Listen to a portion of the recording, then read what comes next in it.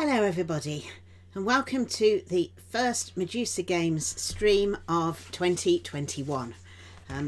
Firstly, I hope that everybody managed to have at least some fun over the festive season. We had lots of nice presents from people, including the little on-air sign that you can see up there. Yes, after having spent the first lockdown with us, where we had various bits of paper stuck on the door, she thought we ought to have something more appropriate. However, so people often ask us, where do we get all of our ideas from?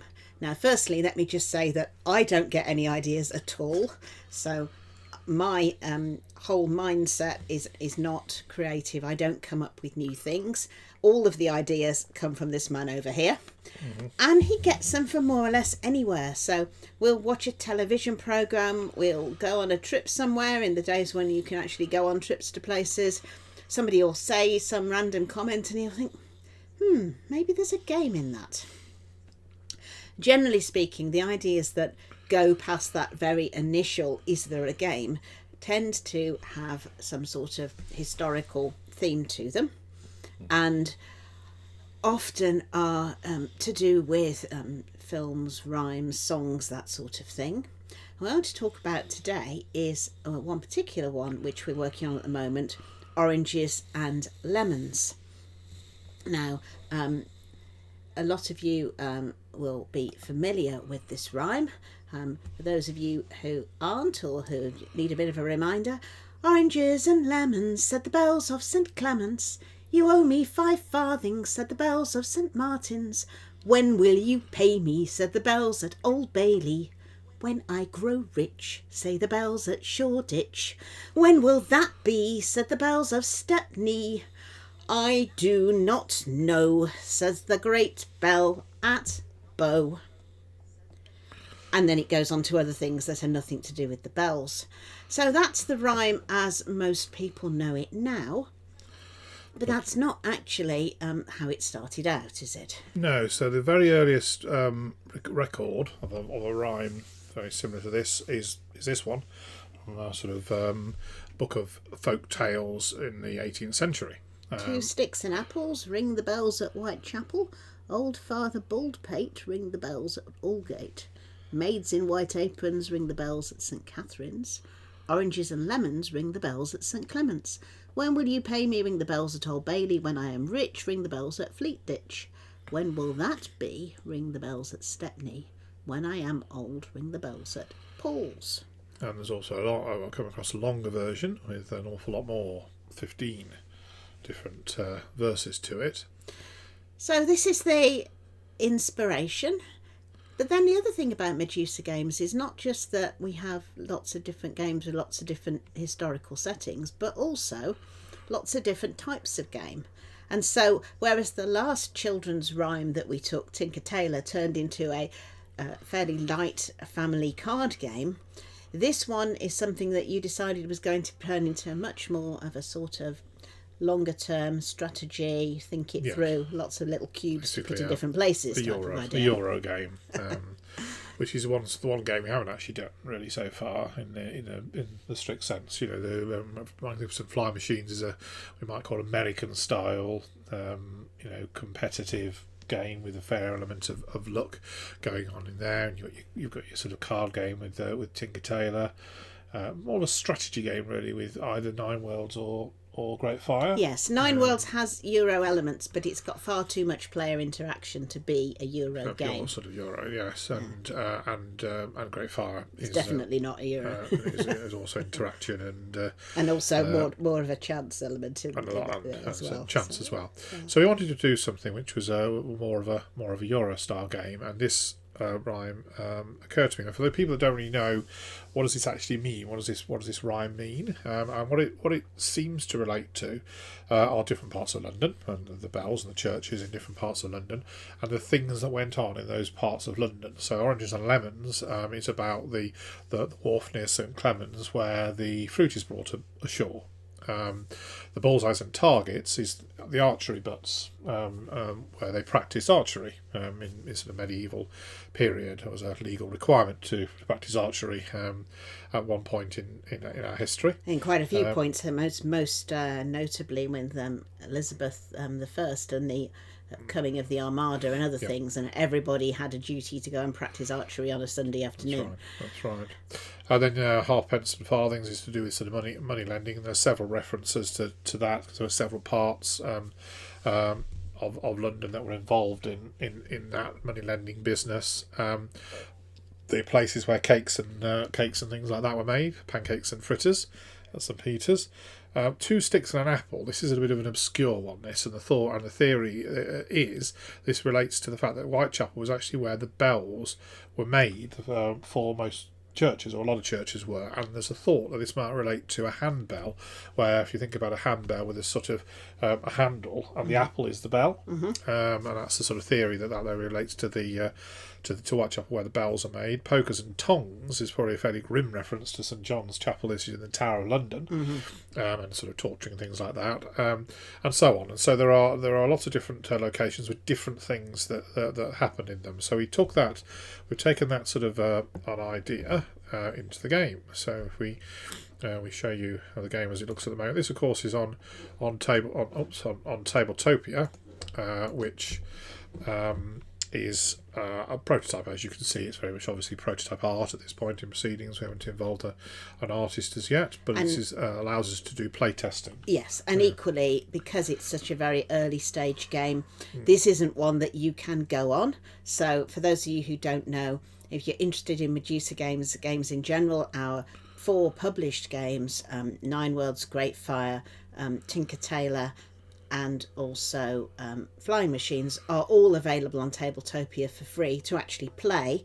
This is not. This is still in a sort of separate part that people can use in Tabletopia for development and play testing and so on. Yes, which is what we're doing at the moment. So let's have a look at the board. So the whole idea of Oranges and Lemons is this is a kind of research, resource collection and selling type of game with worker placement going on, but the various things that go on the board very much linked in with that rhyme. Yes, and whereas the date of the rhyme you got in the 1800s, of course, that was when it was written down. It was known before that.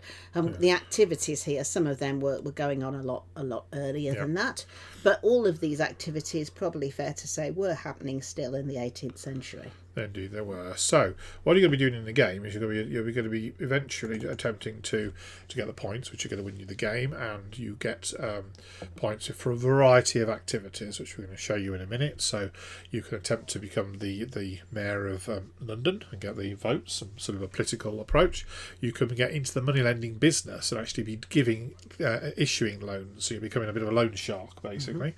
You can invest in the East India company, which was doing speculative sort of trading in the East Indies about trying to get things like all the spices that were phenomenally valuable if you managed to get them back to Britain from the East Indies, things that were like nutmeg, which was incredibly cheap to get all the way over there, but could give you a profits of 25,000% or something like that. You? And of course, back then, I mean, travel was very, very dangerous. Shipping was dangerous. It was long time periods, and so, and the whole idea of the East India Company was that rather than individual merchants funding a whole ship themselves, it was a way for the population in general who just wished to make some sort of investment in that business to be able to buy shares and so on, which is obviously a very common idea today. It's how most businesses organised, but back then there were only a few of these companies that people could invest in, and this was one of them. So you're also getting points for sort of for money and also for the bells. The bells is obviously a very heavy but significant part of the rhyme. So the idea of that is more becoming a bit of a benefactor and supporting the local parishes. But these give you some benefits in the game, as you'll see. You can be using the cargoes and things that you collect along the way to fulfill export contracts, and you can just sell them into the general marketplace, and all of these things will generate you victory points in the game. So you start off though with as a lowly merchant with just a certain amount of money to start with, depending on where you are in the game. The first player gets 5 coins, and every person beyond them gets an extra coin. And you, as a little merchant, is just you with your hands carrying the capacity of being able to carry one cargo, one sort of crate around. So you're going to want at some point in the game to upgrade your capabilities and buy maybe a handcart, which will increase your capacity to double it there. Or you can eventually get a horse and cart. Now you're up to 4 spaces, and finally a ship of your own. To get you up to 7 capacity.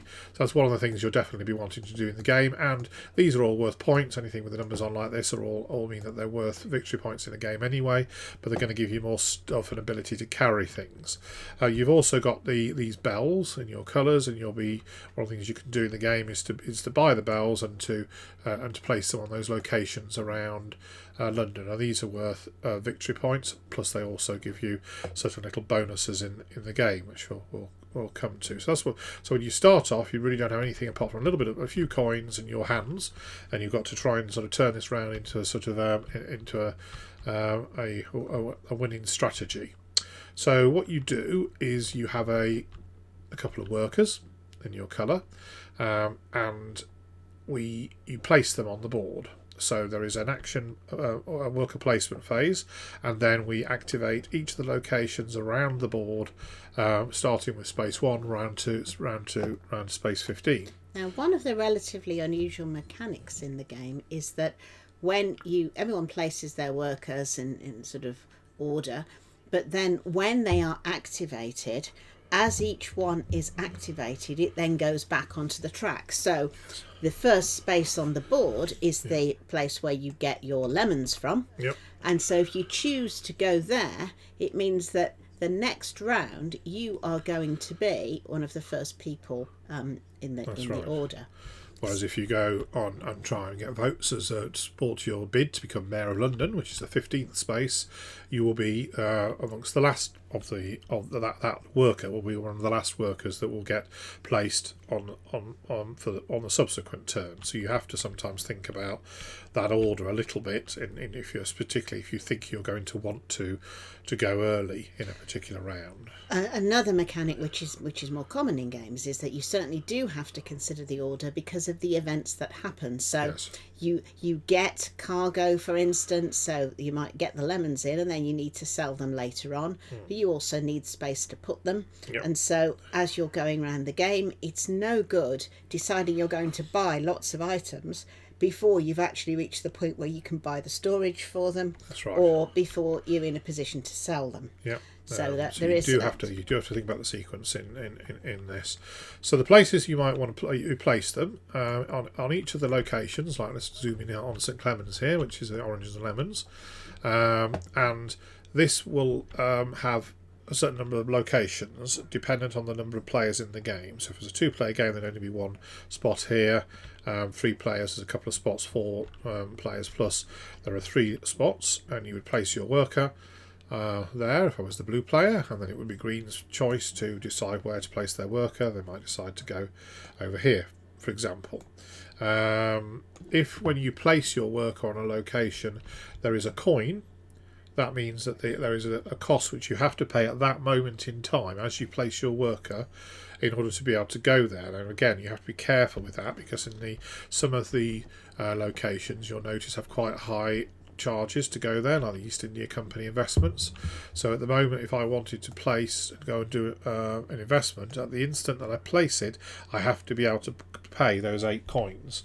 So it's no good thinking, oh, well, I'm going to get money because I'm going to sell something later here, then I'll have the money to do that. No, you've got to do that straight away. So in the first round of the game, nobody's going to invest in the East India Company then because nobody will have the money? No one will probably have the money, although because you've got to do it in the action, in the worker placement phase. But by the second turn, it becomes possible if that's what you want to do. The other thing to say is that if you go back to the oranges and lemons scheme, although there's 3 places there, yes, and then when you come to actually activate, the first person gets Yeah. the choice of what to do. So it isn't the case that you always have to have any one of those alternatives at the bottom. You can choose at that point. So I can spend 1 coin for 1, 2 coins for 2, 2 coins for 3, or 3 coins for 3. 3 for 3, yes, so 2 for 2, or yes, one. So 1 for 1 for 2, which is obviously more expensive, and then 2 and 3. So what would happen is if several of us were in there, 4-player game going on, then the order that's basically these things are done are in this order. So first blue would choose, and maybe they decide to buy the 3 and pay their 3 coins. So then that means that those 3 are gone and not available to the latter people. So you have to have a think about when you're going in a place, will what you want be there at the moment in time that it gets to you? Yes, so if you only have 1 coin available and you've Yes. gone there, you're silly to go there if you're not the first person, because there's no saying that somebody That's right. won't take that one And space remember, away. in the first turn of the game, as we said, you only have literally 1 space. You can only buy 1 thing in the first turn of the game. Oranges and lemons is what you get out of that space. If you put a bell there, and remember you can buy bells over here, you then place one of your bells in any of the spaces around the board.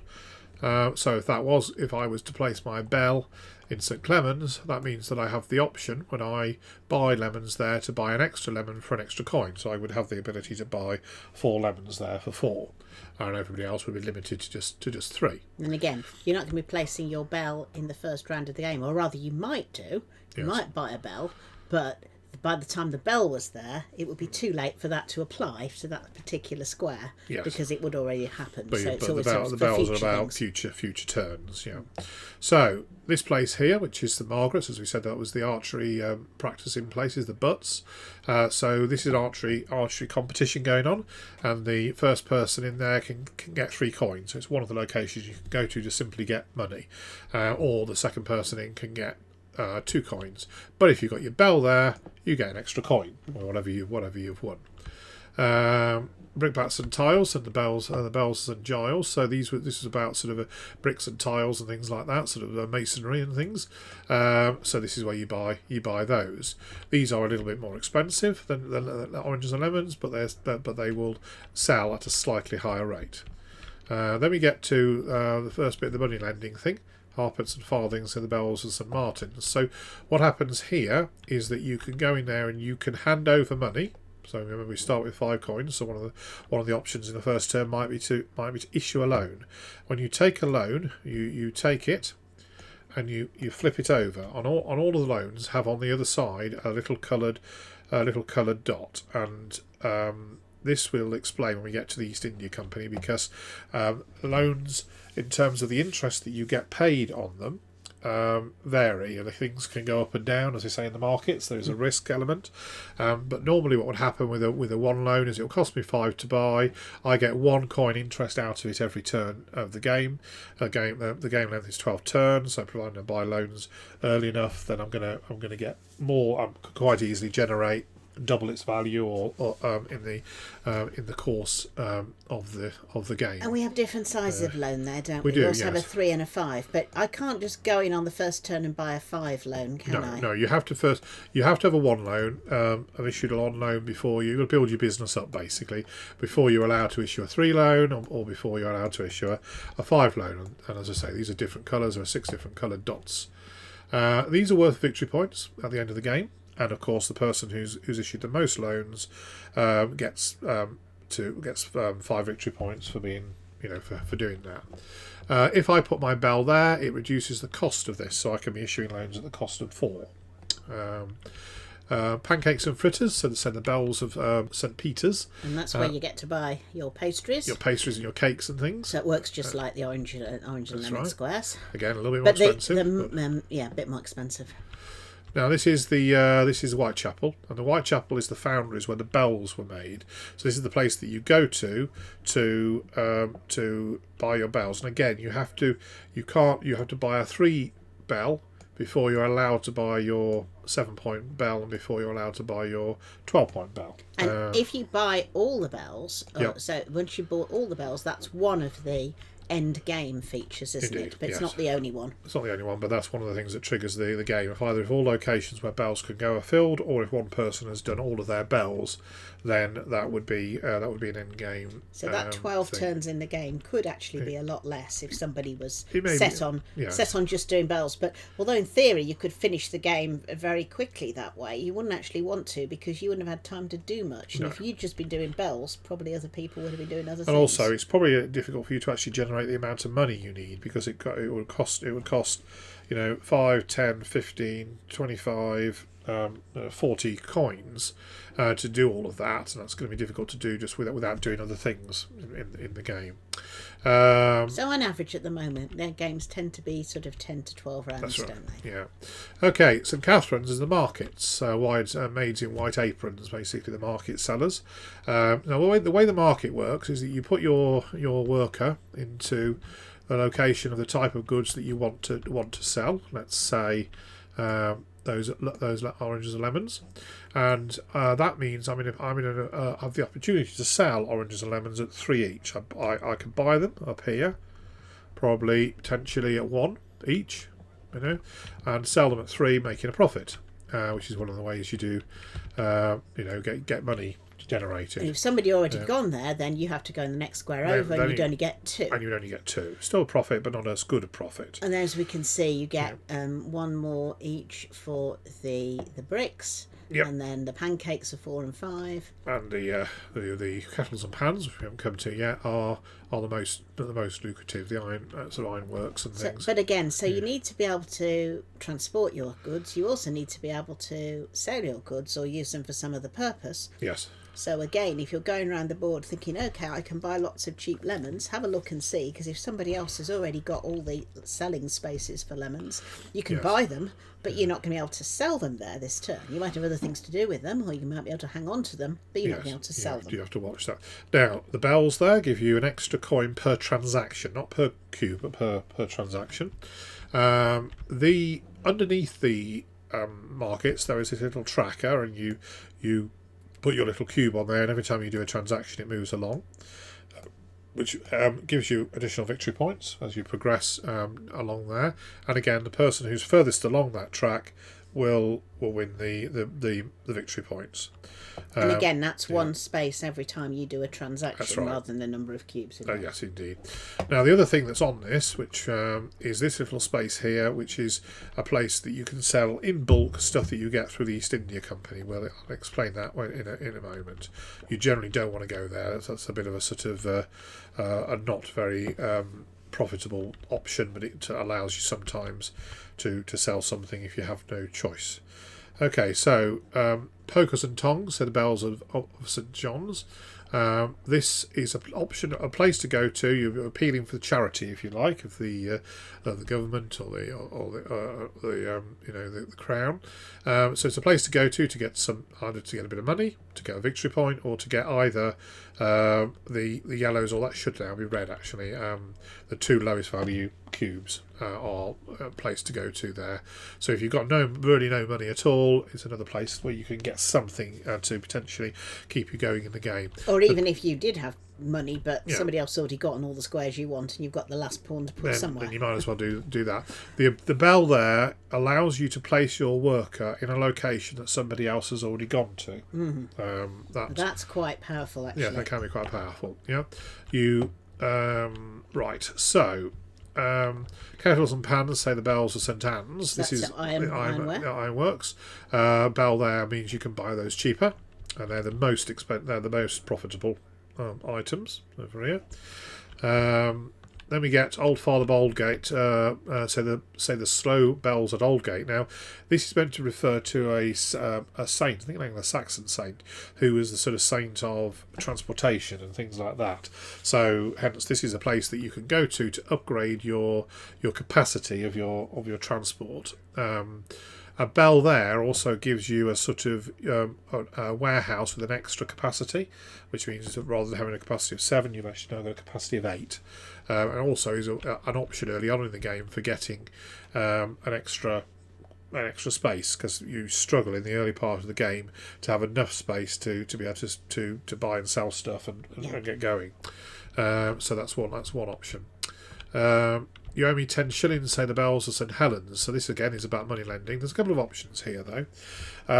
You can go here to actually take a loan. So rather than issuing loans, this is a place where you can go and borrow money. We're potentially thinking about having a higher level loan of 10 coins, which means you can get an influx of cash.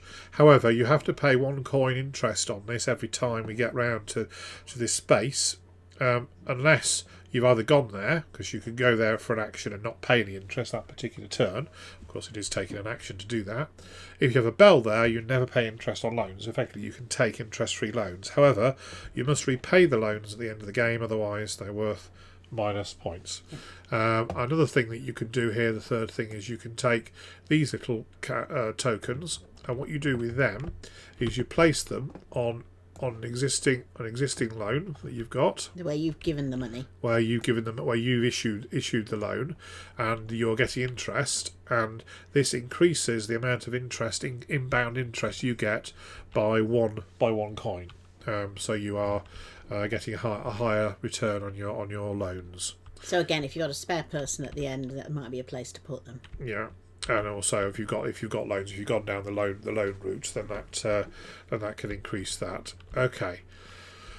East India Trading Company, this space is all about. So what happens with this location is that this is quite core to a lot of the way, several things that go on in the game. So when you've gone there, and when at the moment you went there, of course, you have to pay the coins. When we get round to here, you're going to get to have some return on your investment. What happens is there are 2 spaces here. So this little bag, we draw two things out of it. Now, on this particular choice, two things that came out of it, one of them is a sunken ship. That means that basically that investment has gone badly wrong. The ships have sunk, and this happened all the time with the East India Company. The investments were done, and ships simply never came back in this sort of period of sort of like the 16th, 17th, 18th century. Before this investment, though, will give you 3 orange cubes, the pancakes, these cubes over here, which of course you now can sell. Now, of course, what you've got to watch is, have you got the capacity to take those 3 cubes into your transportation?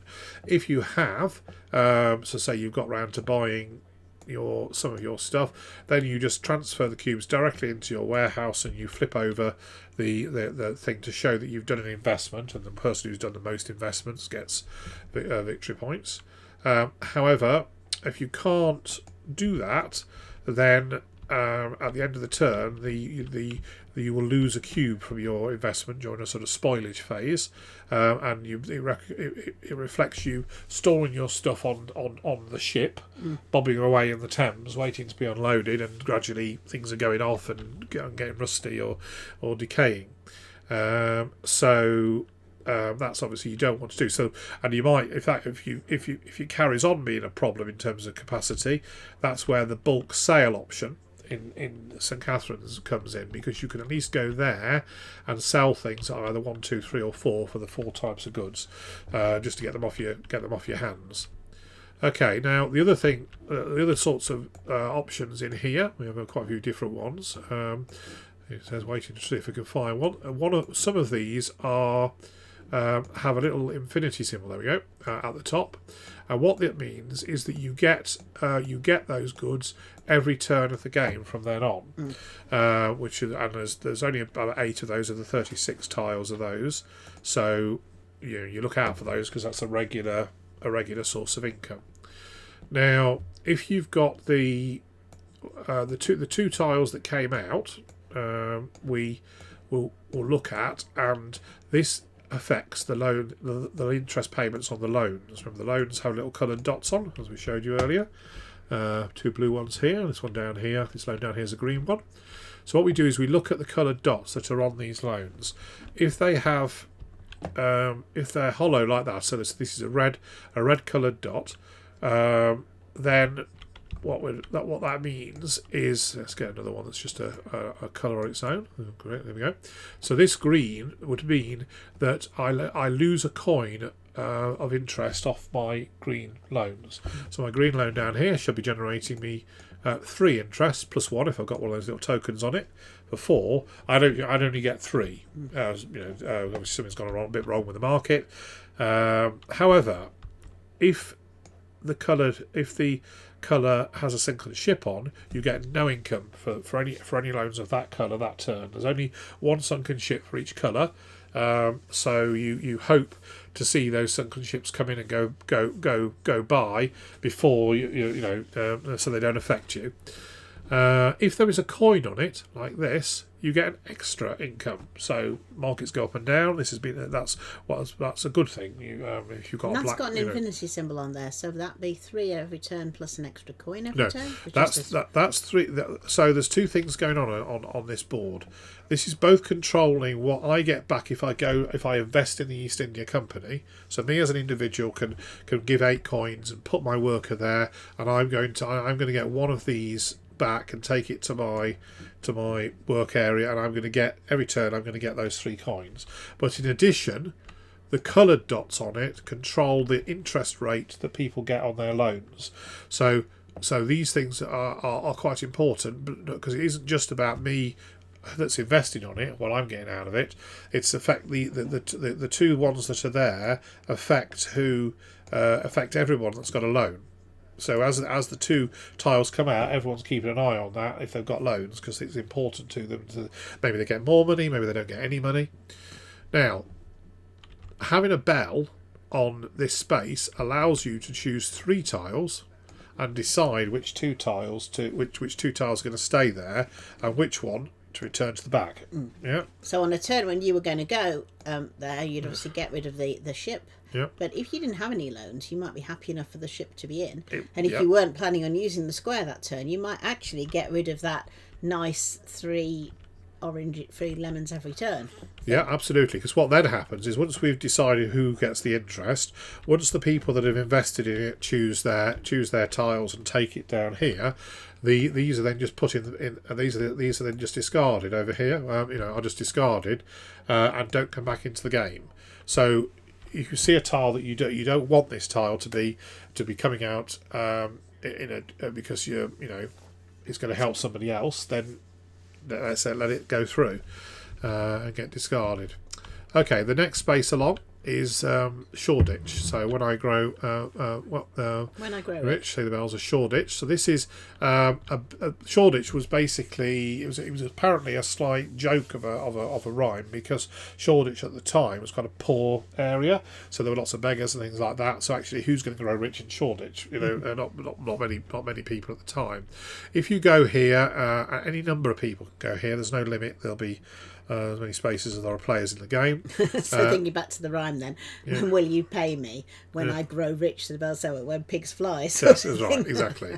It's exactly the same that. It's no chance, Anyway, if you go there, you get a coin. So it's an income, not totally exciting. But the first person to go there gets to place that marker will go to this space here and be the first player in the whole game in the next turn. Yeah. So if you got to a strategic point and you really, really, really want to make sure that you can get in there to get a bell or whatever it might be in a particular thing, it might be worth it doing that to get that. So it's not as good as the 3 or the 2 you can get from the archery or from the 2 from St John's, but it basically gives you 1 income, and if you're the first person in there, first spot. If you've got a bell there, then you're quite won't the details of this out, but either your first or your second worker always goes into the red spot, which means you can always have someone in the red spot. You can always have someone in the red spot, but if somebody goes there and takes the yellow spot, you'll still get bumped back 1. But having the bell there does give you a high priority worker every turn. Okay, so Stephanie is the docks. So the docks had a couple of things going on here. It was both where the cargoes were being sent out, things were being exported and stuff, but also where the where the sailors were coming back home and were needing to look for work. So it's a good place to get more workers. So we've reflected that in the game, both by the cargoes here and also getting more workers. So in terms of the cargoes, there there's always 5 face-up cargoes available, and you can be looking at these, and if you can complete them, so this is 3 of anything, this is 2 yellows and 2 oranges, 3 reds and so on, you then get the things that are on them. And so these are victory points, there are money, there's some votes for being mayor, that's actually a way of getting an extra worker, and so on. So these now and the docks also control the game length, because at the end of every turn we throw away 2 of these if there's if there aren't spaces. So someone's gone along and sold something, then and there's a space, then we take another one away, and everything slides up.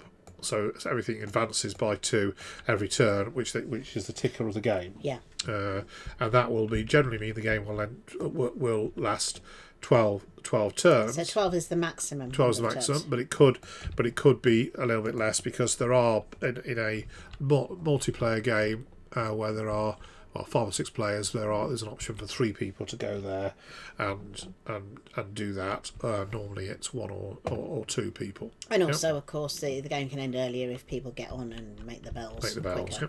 Okay. The other thing you can do, as we said, is you can hire workers. So these returning sailors, and the way you do that is you'll place your worker onto here and pay the 3 coins or the 5 when you did that.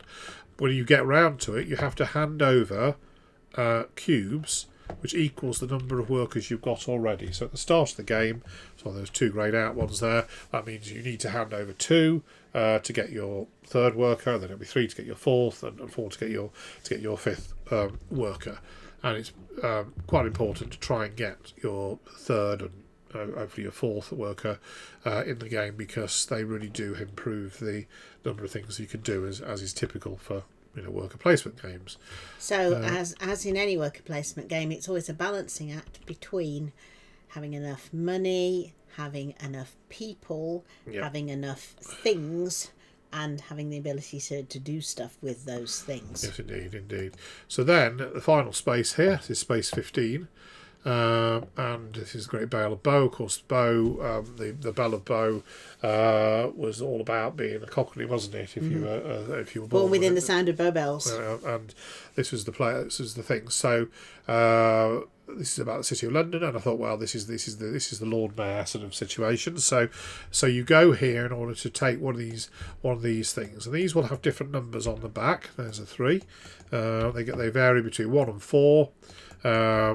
Slight bell curve to it, so there are more 2s and 3s than there are 4s and 1s.